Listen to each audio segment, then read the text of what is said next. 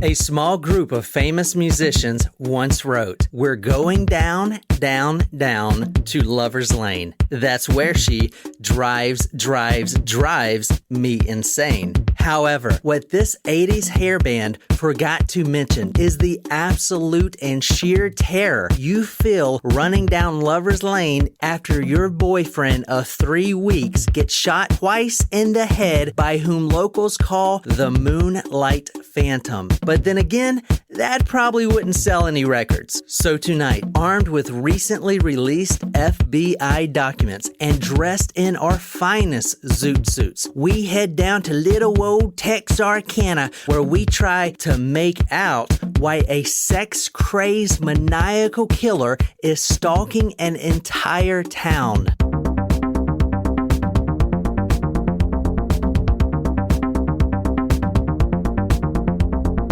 Thank you for being here amongst this COVID-19 outbreak. I want to give a big shout out to 2 new Tacos Primos that came in. Yay! All right.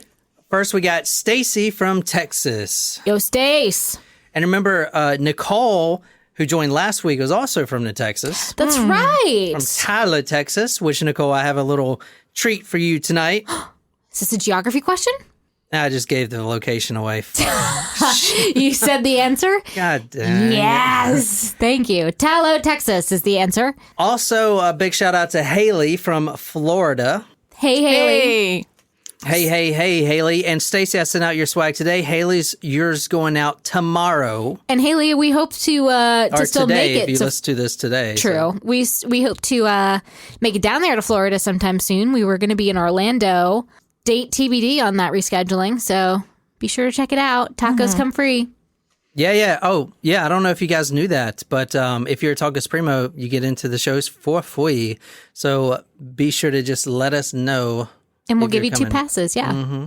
On us. The hint was Phantom. So, Nicole, where are we going? Who we killing? Wait, Jen, tell us about our drink tonight. So the hint was Phantom. The name of the drink is Gold Phantom. It's made with Hennessy, pineapple juice, honey, a pinch of salt, and lemon juice. I know what it kind of tastes like. There's something, like when I first take a sip, it has like a flavor of tequila to me. Oh, yeah? And I don't like it at first, but then I don't hate it. I don't know. This is a weird one. It's kind of like a hot toddy, except instead of tea, it's pineapple juice. Surprise shots. Surprise shots. We don't know what they are because they're a surprise. What was that? Oh, you picked out a shot, didn't you? I was like, this does not resemble anything that's in our liquor cabinet. I was like, is that gin? Is that lemon? It was like lemon and watermelon? Vodka? That is 99 watermelons. Vodka. 49% alcohol. That was good. For volume. That was really good. Yeah, I know. All right, so today is Monday, and it feels like the world is standing still, but I've got a great story for you guys, and I'm really excited about this one. We're going to Texarkana. Ooh. Why do they call it Texarkana there, Nicole? Because that is where, like, the nipple? Texas No. meets Arkansas. She got it. I was trying to say the panhandle. Does Arkansas Part. have a panhandle? I thought that was Oklahoma. So, Oh, yeah, you're right. Texarkana is a city. It's the Twin Cities between Texas and Arkansas. There's actually a really cool spot called I think it's called the Four States Amusement Park, and it's between literally borders. It's right in the dab of all 4 states. All right, we're starting off tonight on February 22nd, 1946. Mary Jean Larry. Okay, she's a 19-year-old. She's with her boyfriend, Jimmy Hollis. Now, I'm starting this story out at the very beginning. I usually don't do that. I usually go from probably the most brutal murder, and then I kind of go back to the beginning and show you how it evolved to where the killer's got where he is now and developed his MO. But tonight, I'm going to start at the very beginning from when the killer actually started out. So the first one isn't even a killing. These 2 this couple actually survived. They're leaving a movie. Now, they dropped off another couple. So this is 1946. They're in their, hot rod or whatever. They leave the movie. They just saw a movie. And if you want to read this is from the paper Tyler, Texas Morning Telegraph, Saturday, May 11th, 1946. That's for you, Nicole. You got to tell us there in Tyler, Texas, if that newspaper is still a newspaper. I really doubt it is, but go ahead. She and Hollis, accompanied by another couple, had attended a movie. They had taken the other couple home first and had stopped beside the road. It's late at night. You just got done with a movie. You got a 19-year-old. She's looking hot to trot. Mm-hmm. And this is the time period of the bush. So you basically drive the car into the bush. You drive the car into the bush and you park on Richmond Road. You're in the car and you're doing the whoopty-doopty. You're making out. Okay, you just dropped your friends off. You're making out and a guy approaches, shining a flashlight through the window. And it's a man outside. You can tell by his voice. He's got a scruffy, grumpy voice, kind of like, but you can't see his face because what you think, it looks like he's wearing a pillowcase. Okay, if you want to take a look at this picture right here, this is basically what the guy looks like. Oh, well, that seems like it came from a horror movie. So it looks like a pillowcase, right? Yeah. And Or like an executioner. Yeah. Mm-hmm. But I'm pretty sure it was a pillowcase with the eyes cut out and then the mouth cut out. This is actually from a horror movie. Yeah, that's a good point. I'm bringing that up in a second. They actually made this into a horror movie. Oh. Yeah, and some other stuff as well, including a video game, which is like the first ever to do this. All right, he's shining the flashlight through the window. He tells Jimmy to get out of the car, and he says, quote, this is from what Jimmy says. Remember, he survived this. "I don't want to kill you, fella, so you do what I say." And then the man orders Jimmy to take off, quote, "Take off your goddamn britches." A man walked up. He wore a white mask over his head with cutout places for his eyes and mouth. He told Jimmy that he didn't want to kill him and to do as he was told. He told Jimmy to take off his pants. After Jimmy had taken off his trousers, the man hit him twice on the head. Well, that's weird. Why is he telling the guy to take off his pants? Okay, so here's what happened. He tells him to take off them goddamn britches, and because he's going to rob him. So basically, he has the gun up, his little pistol, and he's like, take off them goddamn britches. He's pointing the pistol. He does. He kind of kicks him over, with his foot. He's sitting there in his old whitey tighties, and the guy, still pointing the pistol at Jimmy, starts going through his pockets, looking for anything. But Wouldn't it have been easier to be like, give me your wallet? I feel like asking him to take off his pants is an awfully long process. Yeah, but at the same time, it kind of distorts like your brain processing in the middle. He's like, instead of trying to focus on what the guy looks like, he's like, I don't know, I was taking off my pants, I couldn't, That's a good and point. then you can't get away as fast either because you have to get your pants and all that. You're distracted. It's a really good point. I mean, I don't know. Maybe it's a better way to rob him, though, because if you take off your pants and kick him over to him, because as you'll see, this guy's not very big. Like, they clocked this guy at like 5'8", which is kind of big, but he was like, I think it said like 145, 150 pounds. That's tiny. And that's not very big. No, that's small. And you got this 25-year-old that may be even bigger. I mean, you do have a pistol, but it's like, you don't want to take too many chances here. Everyone in Texas has a pistol. Yeah, I was going to say maybe he asked him to take off his pants, so if he reached into his his pants, like maybe he had a gun. So he said, take off your pants. I don't know, maybe. But all Jimmy hears next is a loud noise, and he says that he got shot. He thinks he got shot. But what really happened is this guy that's robbing them, takes his pistol and pistol whips him. And that loud noise is his skull fracturing. Oh. Because you can hear it inside your head if you don't die automatically. It's basically your skull just and that's in your head with your ears.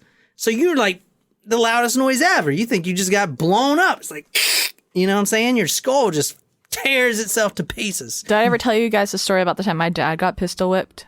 That's a story for another time. Yeah. It's for a story for another time. Jeez. That's quite the injury, though.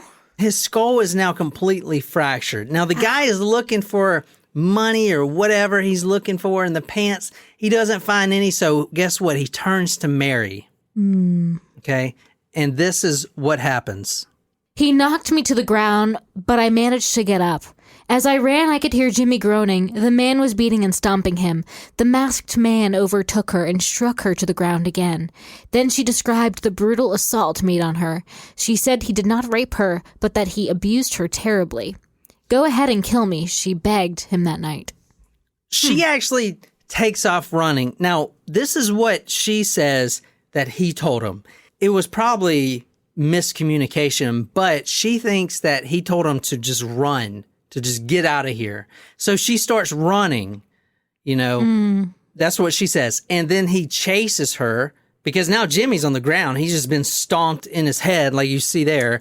As I ran, I could hear Jimmy groaning. The man was beating and stomping him. So now she's running for her life. This guy, this phantom, we'll call him, runs and chases her, knocks her to the ground, and then sexually assaults her. But you said... He doesn't rape her. Well, so it said, then she described the brutal assault made on her. She said he did not rape her, but abused her terribly. He actually takes the barrel of that pistol and just goes right up there. He rapes her with a pistol. Yeah, he rapes her with a pistol. Yeah. And that's interesting to point out, too, because this is the first time that we see this guy. This is definitely his first time. Okay? Because they get more brutal and he actually starts raping the victims. But it's kind of like he doesn't really know what to do, so he's going to do this type of thing. And the fact that he didn't shoot any of these kids, he probably thought Jimmy was going to die. Or maybe not. I don't know. But he didn't go back and kill him or whatever. He maybe didn't think about it enough. Like he didn't think he needed to go that far. Yeah, and in the 40s, you don't have to worry about, someone figuring out who you are if you're wearing a mask over your head and there's no such thing as DNA yet. Hysterical, the girl ran to a nearby house and found a ride to Texarkana. She told sheriff that she thought the attacker was a black man, though she could not see him in the night. He talked like a black man, she said. His voice keeps ringing in my ears. Hollis was taken in town by another motorist, and while he lay in the hospital near death, he told officers he believed the assailant was a white man. He could not see the man's features because of the mask, the darkness of the night, but his impression was that the man was white. Interesting. He wasn't wearing gloves. Well, they weren't really worried about fingerprints back then, I guess. No, they were. In fact, they have, not on this particular assault, but they do have some fingerprints of this guy. So these guys actually survived. Both Mary and Jimmy survived this whole attack. Now, this is his first one.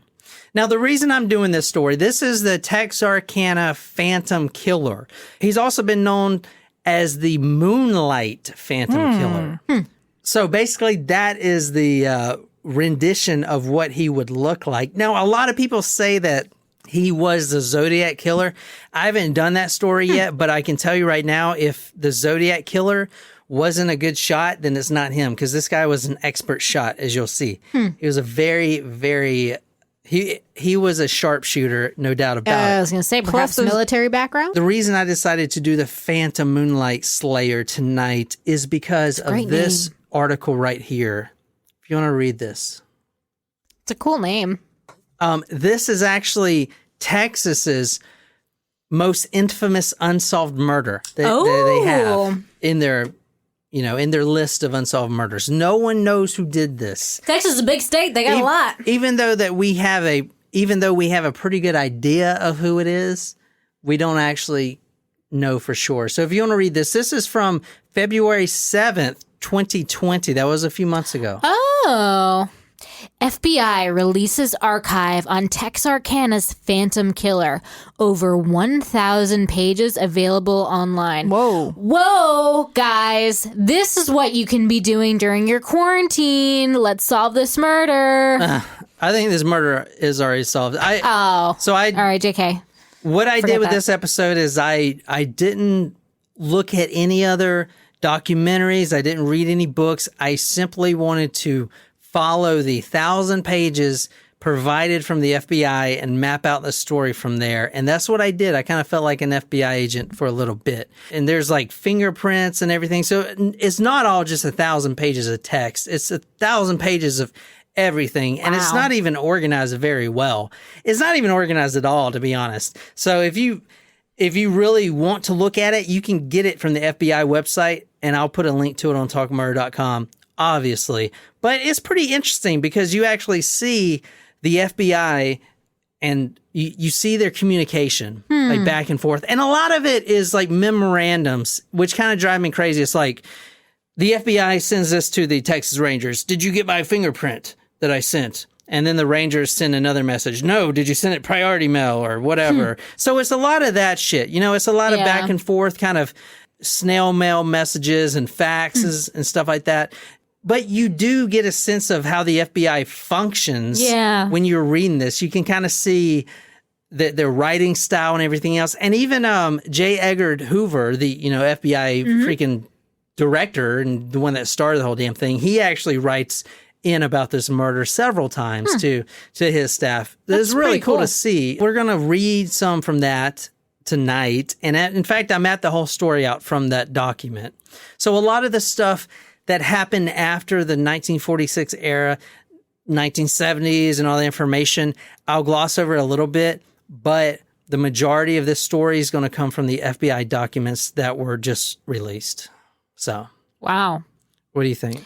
That is probably a really interesting read. Like you said, like I would love to see how an FBI profiler or, back in that day would view this case. Yeah. And for all you kind of young listeners out there, you got to be careful because a lot of it is written like in this foreign language that it may be hard to decipher. It's called cursive handwriting. Apparently they're going to bring that back in schools. I hope so. I like they that. stopped teaching it. That is sad. So a lot of it's that, but most of it's typed. And like I said, a lot of it's just random communications and stuff like that. So when you see 1,000 pages, don't think you're going to be reading 1,000 pages. Okay, so this is the Texas Phantom Killer. This inspired a movie that was actually remade twice. And I seen the recent version, 2014 movie of this. Oh. I didn't realize it was about this case, but I never seen the original movie, which I'm definitely want to watch it soon. It's The Town That Dreaded Sundown. It's a very interesting movie, and that picture you're looking at is the guy. Now, it says it's based on this story and that names are changed, but it is, you could definitely tell it is this story because the town itself was frightened. If you want to read this right here to kind of understand how frightened the town was. Terror swept the town. Men began carrying guns wherever they went. Husbands sent their wives and children out of town to visit relatives. Lights burned all night long in every house. So this guy must have been really rampant then. Yeah, I mean, all right, so he only killed 5 people. Maybe 6, but that one, I think that one was... A copycat? No, not a copycat. I don't think that one was related. Okay. In fact, I don't think the 5th one was related. And keep in mind, I only looked at newspapers from 1946 and the FBI documents. That's all I looked at to do the story. So I don't really know. There might be other cases, but I did look at the overview, and he's only credited for 5 murders and then severely wounding 8. So I would trust what the FBI would call related to that. This is... Yeah, but this is the FBI in the 1946. Yeah. Obviously, in the 70s, they have different, they revisit the case or whatever. But so they released the documents from that year. That's what that is. This was in the spring in 1946. He murdered 5 people and severely injured 8.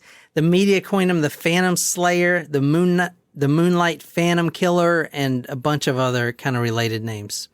All right, so let me talk about the first actual murder. So the one that you just heard was not a murder. That was him ramping up. That was him trying to figure things out because 3 weeks later, he actually makes his first double homicide.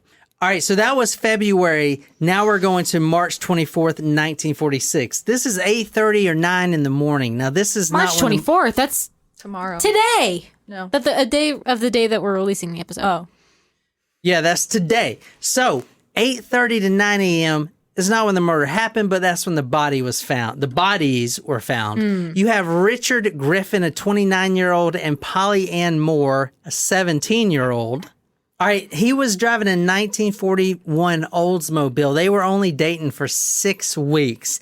Now, there were no fingerprints found in this particular murder. This is a murder I'm about to go through, and it's pretty gruesome because it was raining really bad. A passerby actually discovered their bodies in his Oldsmobile that morning around 9 o'clock a.m. because they were in like Lover's Lane. It's not an actual lane. They were basically on the side of the road in the bush, right? But everyone kind of knows in the town that's where you get the Humpty Dumpty from. But this passerby just thought they had fallen asleep. You know, when you're in the bush, you're getting bush, and then you get tired, you fall asleep, you're just going to take a little nap, but then it's like 9 in the morning. He knocks on the window. Hey, I don't want you guys to get in trouble. So, let's pack it up and go. But he sees a very, very gruesome sight. This is from the Tyler Morning Telegraph, Monday, March 25th, 1946. I'm doing this for you, Nicole Supremo. There's a lot of papers I could have pulled from, but I'm pulling it from your hometown. Aw, thanks for joining, Nicole. Griffin's body was found in the front seat of his car, and the girl's body was in the back seat. Griffin's pockets were turned inside out. As you're about to see, this couple was brutally murdered. Richard Griffin was still inside the car, in the driver's seat, behind the wheel still. But Polly Ann Moore, she was in the back seat. She was spread out with her clothes on, but there was 20 feet from the car a piece of earth, the ground saturated with blood. That's how detectives knew that she actually was out of the car when she was killed, and then she was put back in there. I don't know if he was trying to cover up the rape or whatever, and we've done cases like that before where the autopsy, they don't even check for semen or sperm because the female had all the clothes on.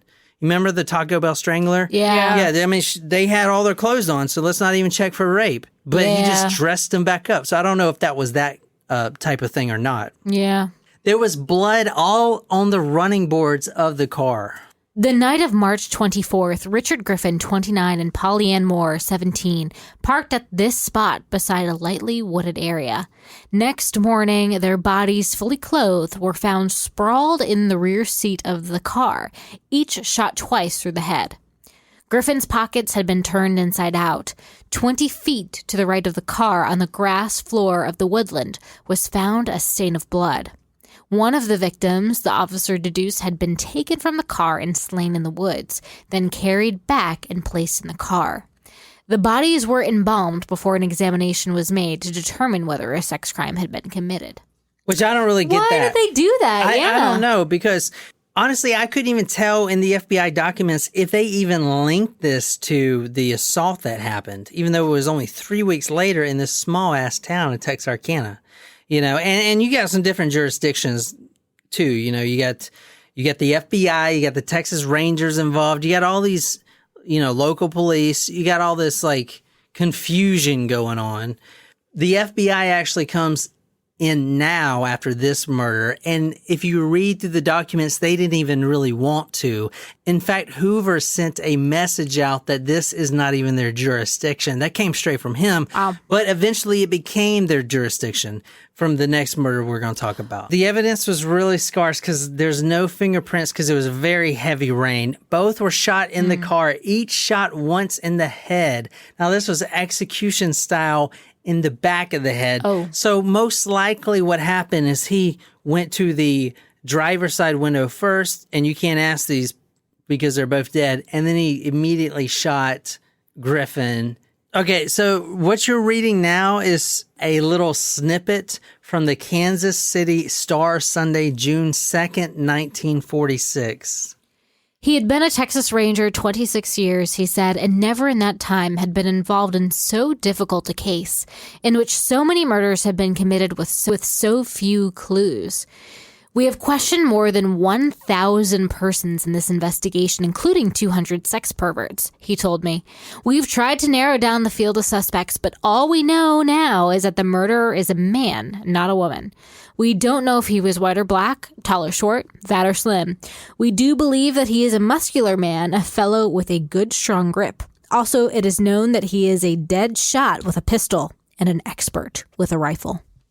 Dead shot with a pistol, and he is, as you're going to see here in a second. Now, let me just show you the FBI files so you guys can actually see what they look like here, and you guys can kind of describe what I'm going through. I'm just going to scroll through them really quick, and you guys kind of tell the listeners kind of what you're seeing here, if you guys don't mind. It's interesting that they aren't thinking he might be like a military or ex-military with the shooting. But then again, it is Texas, so they hunt a lot. That is a very, very, very good point. And there are a lot of suspects here. In fact, half the time doing research in this case was going through all the damn suspects, and half of them were from the military. Half of them were literally just got out of the military. You know, the war's over now. September 2nd, 1945 was the official end of World War II. So a lot of the enlisted men that were serving got out. I mean, all right, so I know how it is. You get out of war, and a lot of the soldiers become conscientious objectors. You know, they're very pacifist with the war, and a lot of them are just really angry. You know, and want to take it out on society. I can say that from personal experience. Not that I'm angry, but I know that's what soldiers go through, that kind of shit. Like they did all this. They had to kill all these people. Now they get back and into civilian life, and they start thinking about it. Should I have done that? Should I have killed these people? Were they innocent? Yada, yada, yada. So they take it out on society. So you have an expert marksman like this guy. So a lot of the suspects were military. They ran about 100 damn fingerprints in the military base at the time just to try to find one that matched. They had one like partial fingerprint and a palm print you'll see in this story. But so this is the I'm going to scroll through this right quick, just really quick if you guys want to tell people kind of. So it's very hard to read. Yeah, it's written on a typewriter. Yeah. There's clippings of newspapers. Yeah. Office memorandum. Yeah. Yeah. This is that's so really this is cool. what you're going to see. Now, this is 1,000 pages. And if you There's scroll, like notes written on it. There's pages like this, you know, that don't have anything on them. Some numbers. You know, this right here is a piece of evidence I'm going to tell you about here in a second. Oh, wow. Yeah, so it's very, if you read this file, guys, don't think you're going to be reading 1,000 pages of type. It's very sporadic. A lot of it you can't even read, as I'll show you. Like, it's hard to read this stuff. Tire tread impressions. This is hard to read, yeah. It's really cool to kind of see the communication back and forth between the agencies. And especially cool to see Hoover writing personal messages, you know, and sending them out to his staff. Wow, that's wild. Yeah, so that's kind of what I base the story off of right there. Now, let me talk a little bit about the MO right quick. He was a Lover Lane killer, very similar to someone else. Do you guys know who that is? He was a 45 caliber killer, also known as the Blank of Blank. He had he claimed that his neighbor's dog. There you go, Son of Sam. Now I don't know why they haven't categorized this type of killer yet, because reading this story is very similar to Son of Sam. Even though I haven't really done his story yet, but he actually watches them kind of have sex in the car, and then he goes and enforces his will on them. It's a different type of killer that has never been classified to my knowledge. You know, they have like spree killers, serial killer, all this stuff, but they don't have this one very sub-niche type of killer that goes and watches a couple in the car and then kills them. Because, I mean, the Son of Sam is also one, so, you know, there's got to be, there should be a category for these type of people. But I don't think there is. So he's a Lover Lane killer. He wears a white mask with holes cut out for eyes in the mouth. Most likely a pillowcase, but no one knows for sure. Now, he would basically point the pistol and a flashlight, which he actually dropped a flashlight, which became huge evidence in this case. He would point the flashlight and the pistol through the window, order the couple out. Then he would proceed to kill the male first, like most serial killers do. If you're killing a couple, you want to kill the male first because that's the one that can overpower you, right? So in the first case that we did, is that the only one that had a survivor?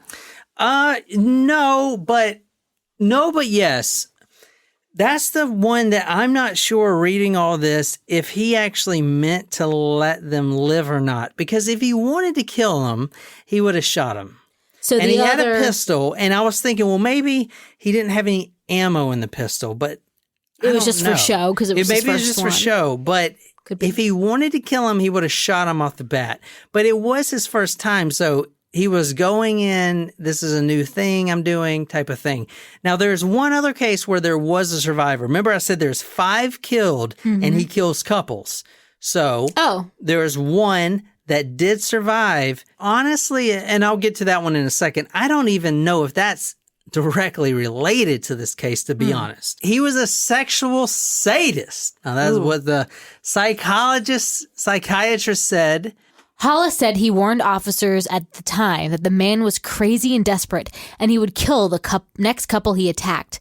Mrs. Larry, 19, said she was sure, beyond any doubt, that the man who attempted to criminally assault her here that night was the killer being sought by peace officers in one of the greatest manhunts in Southwest history. Hollis, 24, agreed. He said that the man who beat him so unmercifully was a sadist and crazy. We're going to April 13th, 1946. Okay, we're going to talk about Betty Jo Booker. She's 15 years old. She is the lead alto saxophone player. And she's actually playing at the VWF club, which is like the veterans. Foreign Wars. Yeah, Veterans of Foreign War Club or whatever. She's very talented. If you want to read this, Nicole. The night of April 13th, Betty Jo Booker, a pretty 15-year-old brunette, played her saxophone in a school orchestra which provided music for a young people's dance in Texarkana. She was a popular girl in town, known by almost everybody. At a dance recital, once she had been named Little Miss Texarkana. Oh, wow, that's cool. That's from the Kansas City Star, Sunday, June 2nd, 1946. I'm going to tell you in a minute how talented she was at a 15-year-old. Okay, so at this night, this is April 13th, she's playing, as 15, she's playing this alto sax. She's the lead player for, it's a civic event. It's for the veterans, but it's still a pretty big event. If you want to read this, Nicole. The night of April 13th, Betty Jo Booker, a pretty 15-year-old brunette, played her saxophone in a school orchestra, which provided music for a young people's dance in Texarkana. She was a popular girl in town, known by almost everybody. At a dance recital, she had once been named Little Miss Texarkana. Her boyfriend, Paul Martin, he's a 17-year-old. He shows up at the performance. They've been friends since kindergarten. Now, he shows up, and they do dance a little bit. I've seen in a couple of papers they're dancing and stuff like that, because that's the last time people actually seen them, right? Now, a little bit about Betty, right quick. She's from a wealthy family, and so is Paul. She's very popular, and she started dancing at a very, very early age. I'm talking about like 2 or 3. And she actually picked up the saxophone when she was in her teenage years. And that's when she started performing at many civic functions. But she was also a singer. She's like the Lady Gaga. If you think now, like Lady Gaga is like extremely talented, from a child. Yeah, she is, right? She's, so like, love her. When I think of Betty Booker, I think of a Lady Gaga.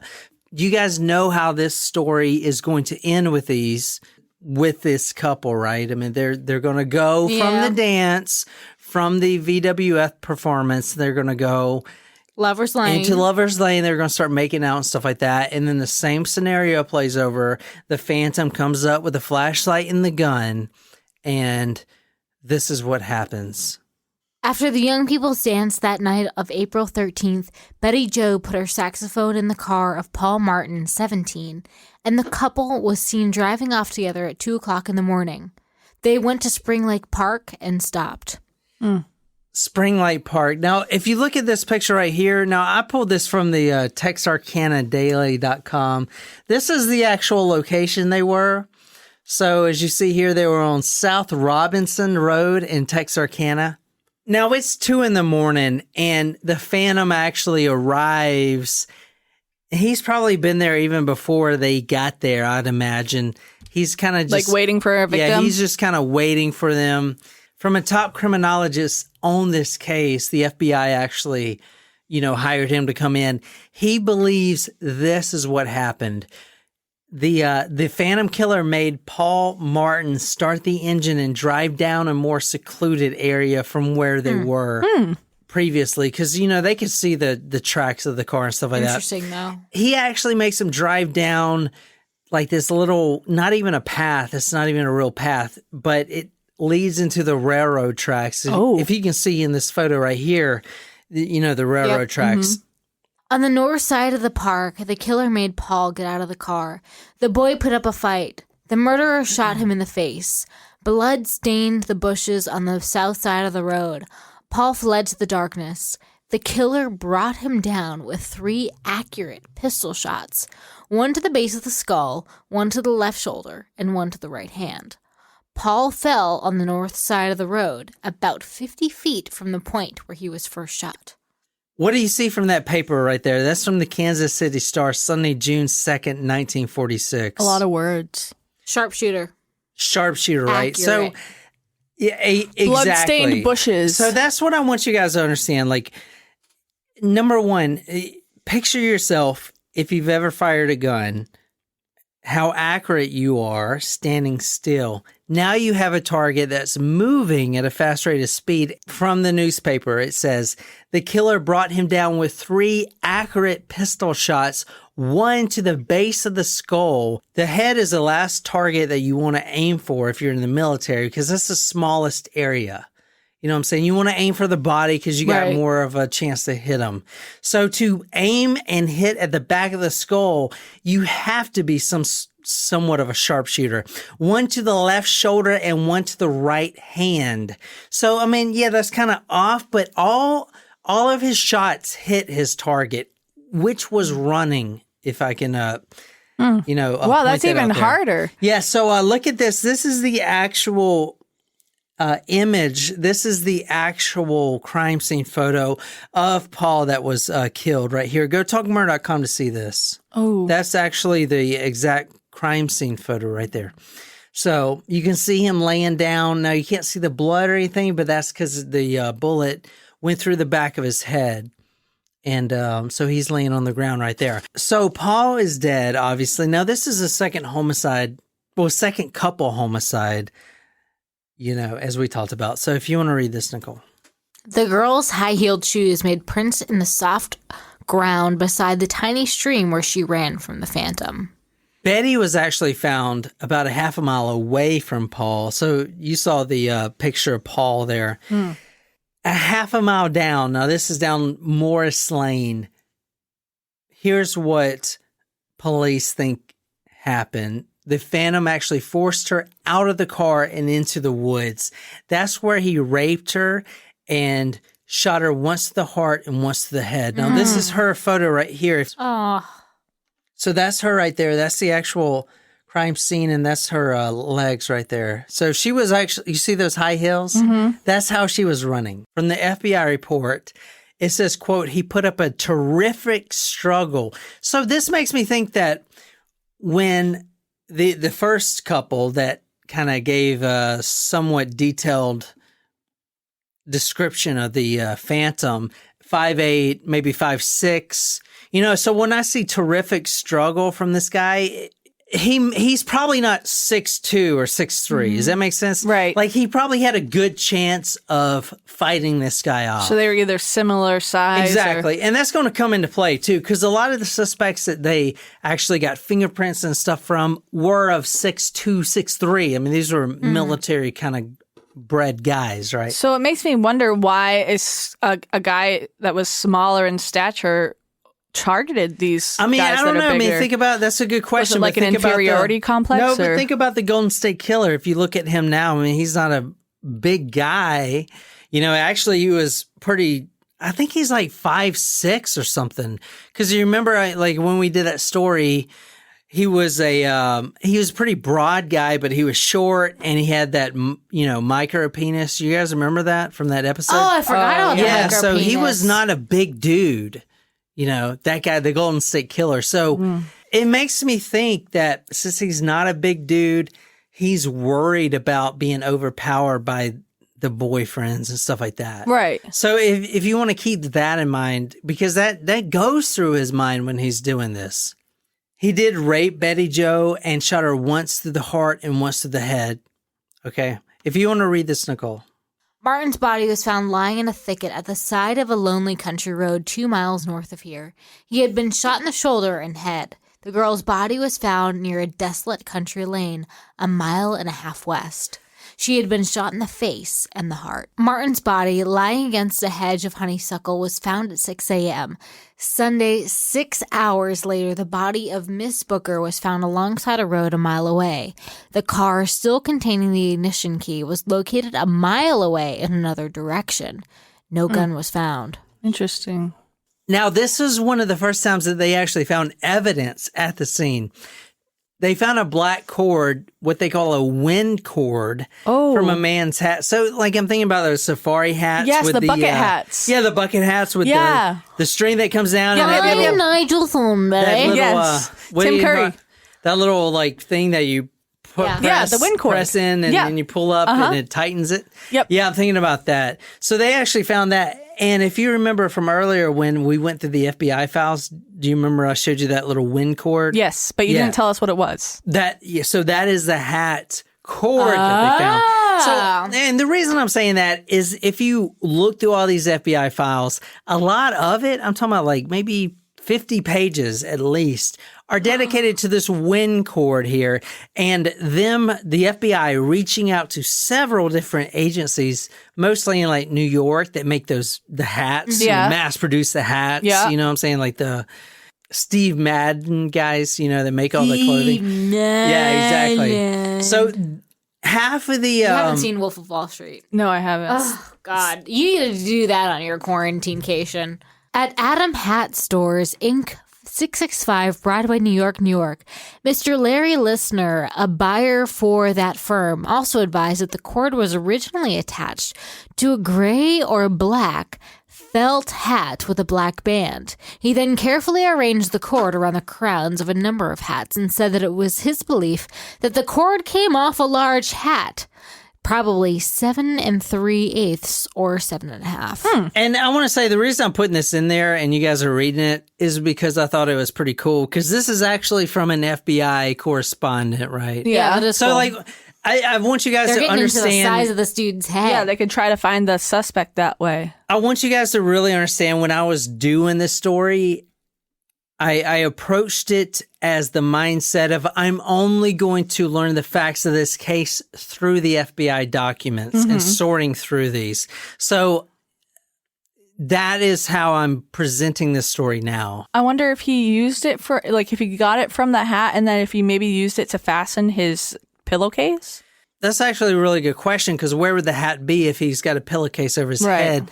But it was said by the immediate family that didn't belong to either of the victims. So, who knows? It seems like it would have to be his, Yeah.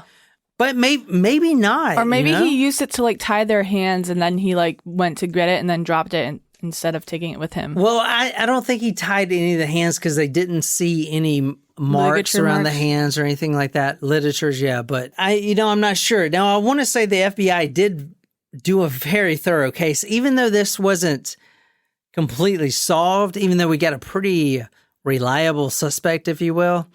But then again, this is also 1946, so if the killer was an adult in 1946, he could still be alive. He could be very old, probably 90. Yeah. But he could still be alive, yeah. I mean, depending on how old he was, but he definitely could still be alive. The Golden State Killer is, 80 maybe, or 70, late 70 or something like that. Yeah, he's older. Yeah, he's an old guy. Anyway, let me talk a little bit about the similarities between the cases. I mean, obviously, you guys know this is the same killer, but both cases use the same firearms. And if you read through the FBI documents, a lot of the memorandums and stuff are about the bullet casing getting tested.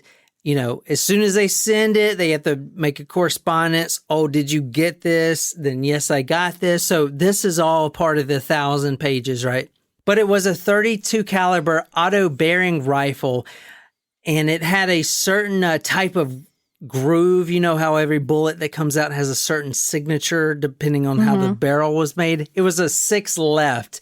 It was a Colt auto pistol. It has 6 lands and 6 grooves, which is how the barrel's made up, with a counterclockwise twist. Okay, so it was a very unique kind of signature of the bullet. So they knew it was from a Colt automatic pistol. Now, the town was actually terrified. If you watch the movie The Town That Dreaded Sundown, you'll actually see, I mean, because it's pretty accurate on that. But I'll read a little bit from the Kansas City Star, Sunday, June 2nd, 1946. Quote, "The terror has been caused by a phantom killer who is still at large. He prowls the narrow tree-shaded lovers' lanes that crisscross the flat land on the northwestern fringe of town." He struck at approximately blank intervals. The prowls the narrow, tree-shaded lover's lane that crisscrossed the flat land on the northwestern fringe of town, and once he attacked at a modern farm home less than 10 miles away. In 11 weeks, he has killed 3 men by pistol or rifle shots to the head, 2 teenage girls by shots to the head, criminally assaulted a young woman, and attempted to kill 2 others. The passion of the Phantom apparently is aroused only by the sight of couples making love. He has struck only at times when a man and a woman were together, either on a lover's lane or in their own home. His method usually is to kill the man, criminally attack the woman, and then shoot her. Are there any pastors that are suspects or religious officials or people that are involved in the church that are suspects? Because are you thinking because he was like approaching couples that were making out and making love? Yeah. Yeah, I thought about that. Like maybe he was just really mad that the new age is doing that. Yeah. You know what I'm saying? Like the new kids are doing that. Yeah, and were there any connection between the victims? But then he raped the girl. It's like, if he was like, oh, these fucking kids are making out and having sex, but then he goes and rapes the girl. It's but sometimes it could be like a rage thing, like, oh, you like... To teach her a lesson type of thing? Like you think that you can go do that, or I don't know. No, I mean, I understand that maybe. Or maybe, were there connection between the victims? Were they from the same school? No, not really. The women were young, so the only connection really that I saw in this case was Lover's Lane, but that's going to be the same demographic. Yeah. I mean, you're not going to have a 40-year-old and his 50-year-old wife go down there. You know what I'm saying? No, because I was asking because maybe the killer was like a teen that was jilted by like these girls or something. But. A teen, maybe, but I mean, keep in mind that he was that sharpshooter, so... Right, so probably not. Yeah, probably not. I mean, honestly, in my mind, because I know how hard it is to shoot someone in the head, especially if they're moving around like that. In the back of the head, too. Exactly. So all of his shots, and you'll see in a minute, were extremely accurate. I can't see a kid doing it unless... he grew up hunting every day, maybe. Yeah. I don't know, man, because I don't know. I'll show you in a minute. But anyway, so right now I'm kind of sidetracking a little bit. We're talking about basically how the town was terrified. And remember, I said they made a movie out of this because the town was so terrified. And this is a really interesting paper that I read. This is from the Fort Worth Star-Telegram, Tuesday, April 16th, 1946. And the reason this is interesting is because the news writer here, the reporter, actually goes on one of the missions of the local police. And the mission is to go out and be incognito at these lover lanes, and kind of be in the bushes. way and kind of lights off type of stuff and try to catch the Phantom Killer. Right. So this reporter actually goes on the road stakeout? with a Texas Ranger, because the Texas Rangers were involved at this point, and he was scared shitless. A couple of things that I didn't put in this article was, one, he said something like along the lines of, "We didn't find the Phantom Killer that night, but actually I'm really glad we didn't." And, he kind of wrote it in the words of, "Holy shit, I'm terrified." Wow. Even though this sheriff right here, Texas Ranger, has a fully loaded shotgun, and a submachine gun, right, I'm still terrified of this Phantom. So even the reporter with the freaking Texas Ranger is terrified. I registered at a hotel named The Grim. The first man I met was named Graves. It was a weird assignment. The waitress who served me in the hotel coffee shop offered the first conversation in Texarkana. Her name was Mrs. Robert C. Houston. I asked her if people locked their doors at night nowadays. "You bet they do," she said, "and they put a chair up against the door too." "People pretty jittery, eh?" "They have got good reason to be jittery," she said. "Why, my husband is a special delivery mail carrier. A couple weeks ago, he had to go out and deliver a letter at 9 o'clock at night. He went up to the door and knocked. From the inside, he heard a woman yelling, 'Shoot him through the door.'" Shoot him through the door now, Charlie. If you read this, it's kind of weird, right? Because what's the MO so far? Lover's Lane. Lover's Lane. He's killing couples. Why is the entire town scared? It's mainly because of the news media.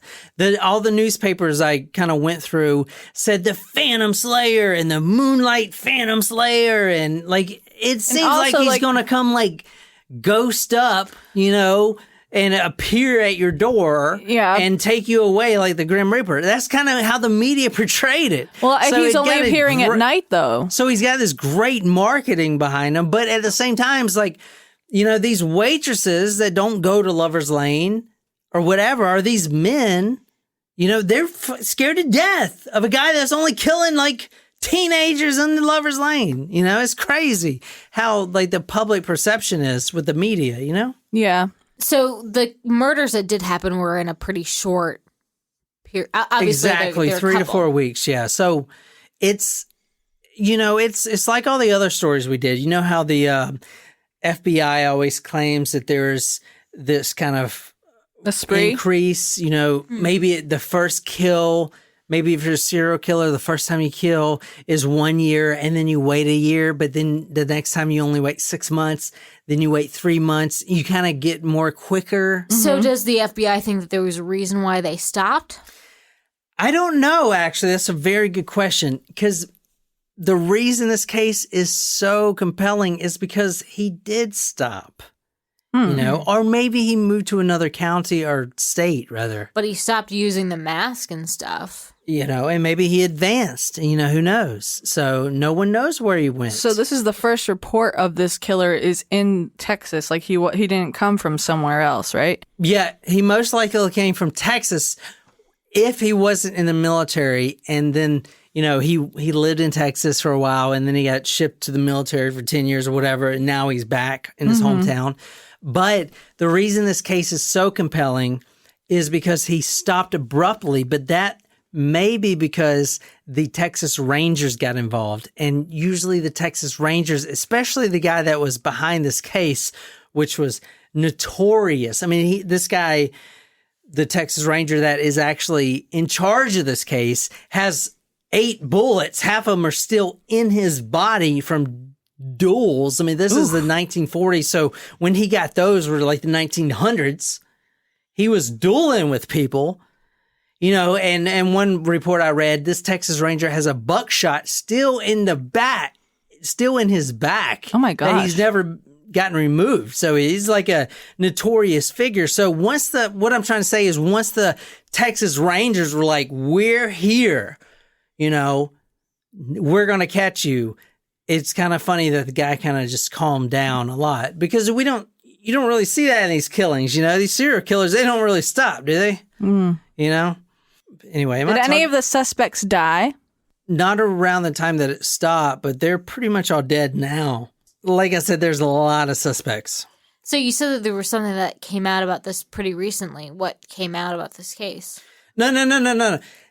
What I said just came out about this case is that they released all the FBI files from the case. There's no new evidence or there's no new breakthroughs. It's just that it's past, the statute of limitations. No, not even that. It's past a certain year where none of the family members will be affected. None of the suspects in there. They're all old and probably dead by now. They're not going to be affected. You know what I'm saying? No one's going to get put in prison or anything else. Like, it's 1946. They went ahead and released all the records. It's not that they're thinking it's going to be solved. And even if it is solved, honestly, the guy's probably dead. Right? It's like if we saw the Zodiac killer case, who cares? I mean, the guy is probably dead anyway, right? You know what I'm saying? That's kind of the feeling I kind of have from it. But now let's talk about the third murder, which from the FBI documents that I read, and keep in mind, I only read these and newspapers from 1946. I couldn't actually see a linkage between this specific murder and the rest of his MO, but I'm going to go ahead and tell you guys what happened. We're going to 9:15 p.m. This is May 3rd. This is 3 weeks after. Not even. Now, this is the next murder, but I'm not 100% sure that this is even linked, but this did happen, and this is attributed to the Phantom Slayer. 9:15 May 3rd, 1954. An older man named Virgil Stark. He is sitting in his Lazy Boy chair, and he's reading something. The Price is Right just went off, freaking Jeopardy. Who can follow that shit anyway? That just went off. So he's reading in his chair, and all of a sudden, 2 shots fire through the window directly behind him. Oof. This time, the scene was across state lines in Arkansas, 10 miles northeast of the area in which other crimes occurred.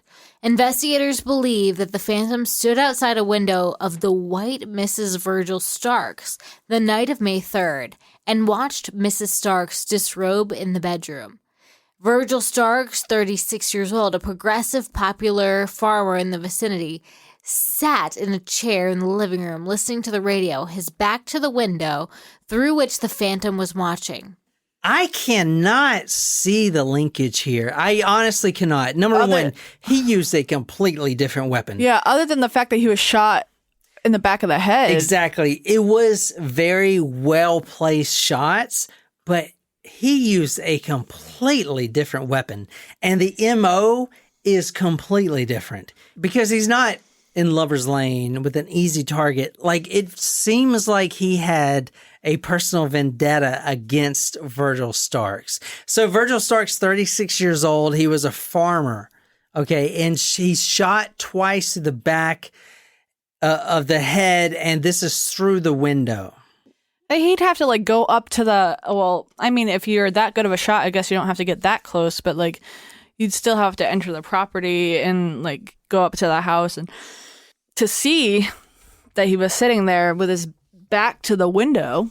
Mrs. Starks came in and put an electric pad against the back of his chair.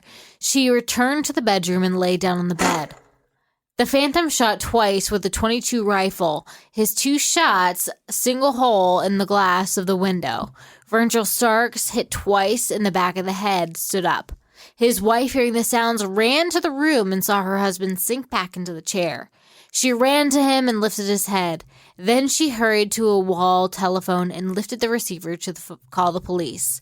The Phantom shot twice again. Both bullets struck Mrs. Stark in the face. She dropped the receiver, reeled into the bedroom, and then to the kitchen. But the kitchen, she heard the Phantom breaking in through the window. Oh. All right, look at this picture right here, guys. This is the bullet shots through the glass. You see them right there? Wow. If you look at this photo right here, this is the window. You can imagine his Easy Boy chair right around here. And those shots are pretty accurate through there. Yeah. So they said there were 4 shots, but looks like there's only 2 holes. I mean, so he's pretty accurate with that shot. I just want to point that out because to me, that's a big thing. Yeah. So did she also see the man with a pillowcase over his head type deal? Yeah, so she did. And she actually survived this murder. Now, her husband did not. Okay. It's actually really crazy that she did survive because she was actually shot twice in the face. Ooh. Her husband was shot in the head. He was reading on his easy chair. She actually runs to the phone to try to call the sheriff, and she was shot once in the nose, and it actually broke her nose, the bones, and ricocheted the bullet. They actually pulled the bullet from the wall. Ooh. That had ricocheted off her nose. I mean, it still like went in there and broke everything, but, heavy bone could ricochet it. So that's what that did. And then she was shot again in the head and she still survived. She survived all this. Wow. And luckily she thought immediately, I got to get the hell out of here. She just started running and she did make it to a neighbor's house. Because the reason I say that is because the killer actually returned to the home.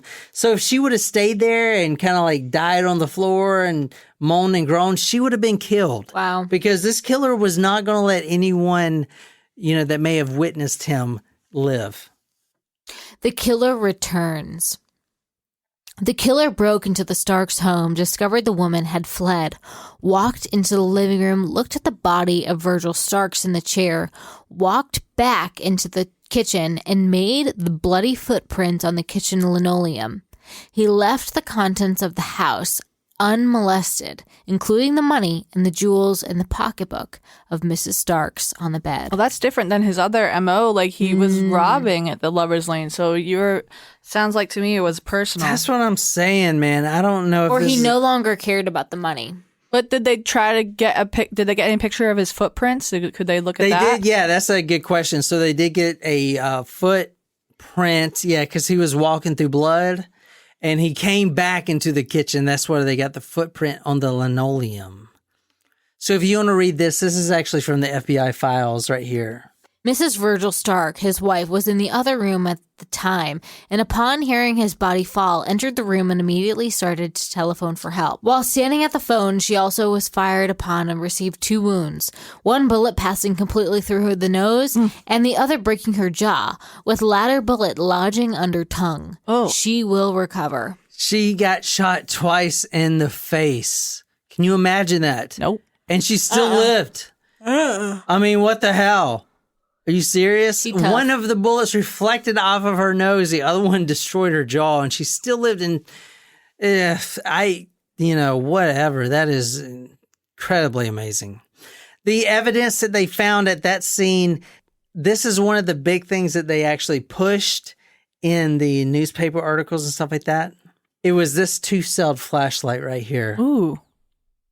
So this was at the spot that the killer fired, and the reason they know that that's where he stood, because he was outside the house, right? You guys understand that? Yep. With a rifle. So it's not a pistol like it was from the Lover's Lanes. This is a .22 rifle. So different weapon, but he was standing out, shot through the window, and they could see his foot, his, how the grass kind of bends over if you stand in it too long kind of shit.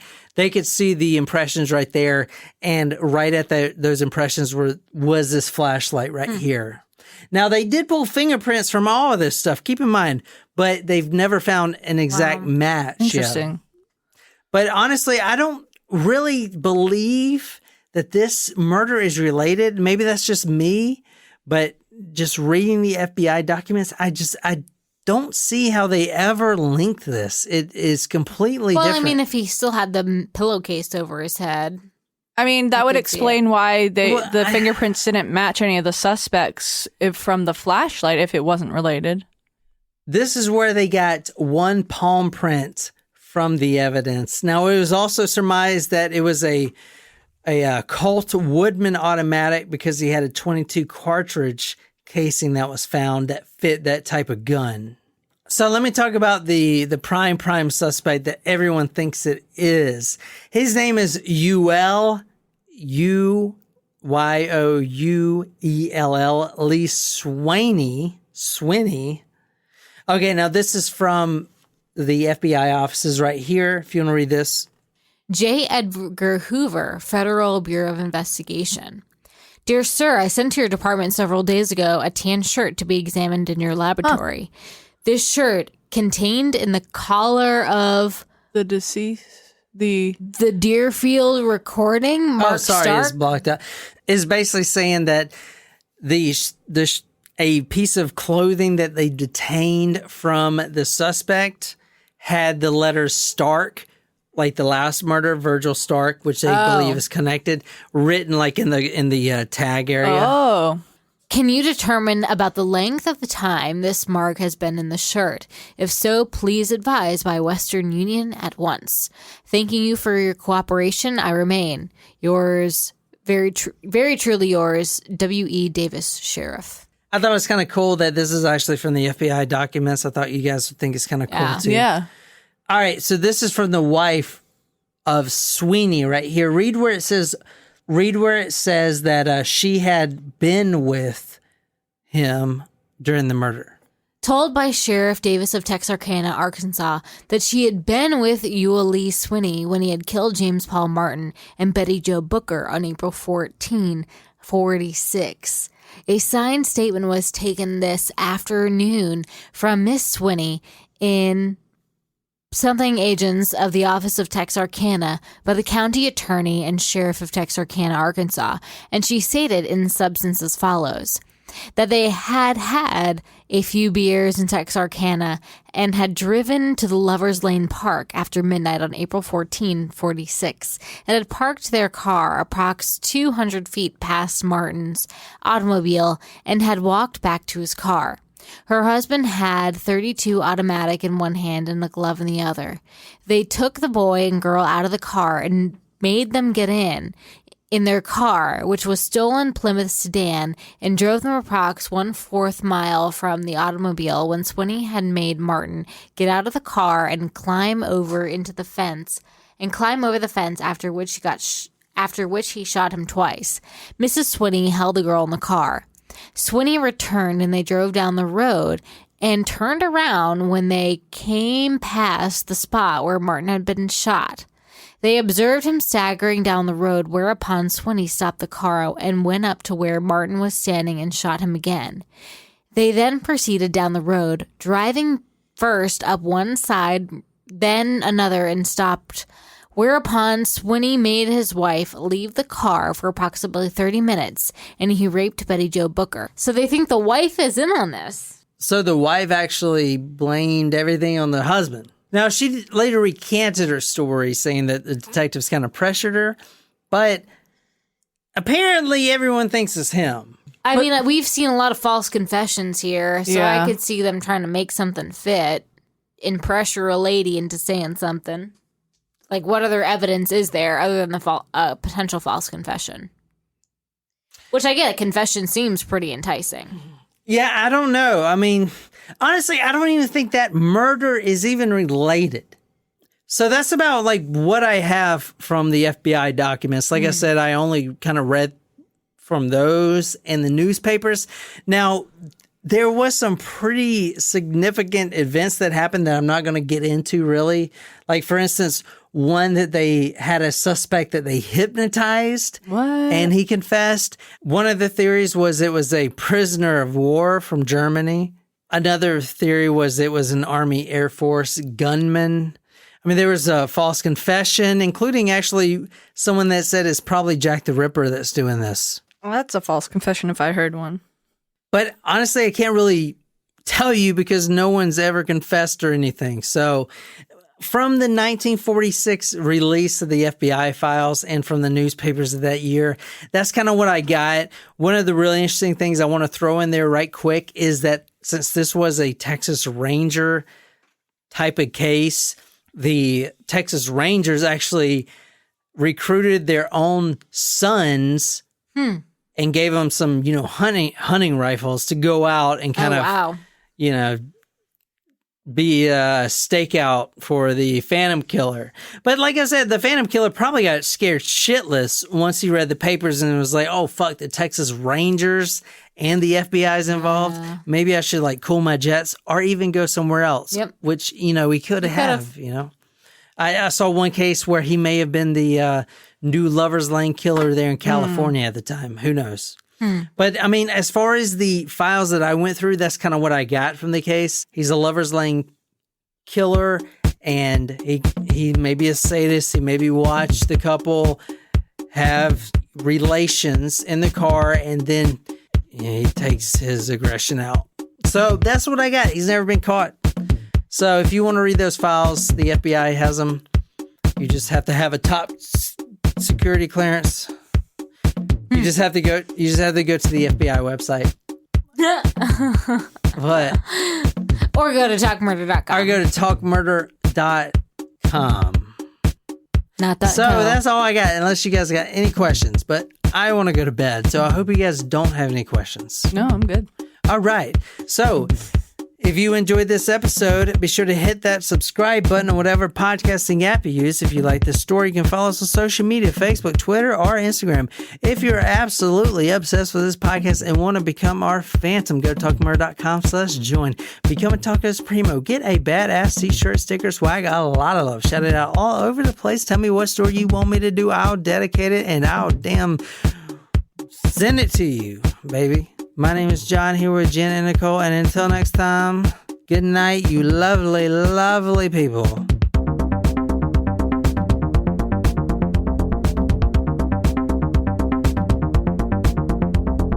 You know, they really need to just also spend more time on penmanship anyway. Some of these students, like... Chicken scratch. With printing. Well, no one needs it. You got the computers. That's the point of computers. You don't need to write anything down ever. No, you don't. No. When's the last time you wrote damn anything besides them wedding invitations? I write a lot of things down. Same. Yeah, you sign your name. You write them down on the freaking computer. No, That's what the damn I have computer's a legal pad. for. I use a legal pad. You're just going for to my kill all notes. them damn trees. We're going through all this COVID-19 bullshit, and you're just killing trees. Thanks a lot, That's Nicole. Unrelated. The trees are already dead once you buy the paper. Yeah.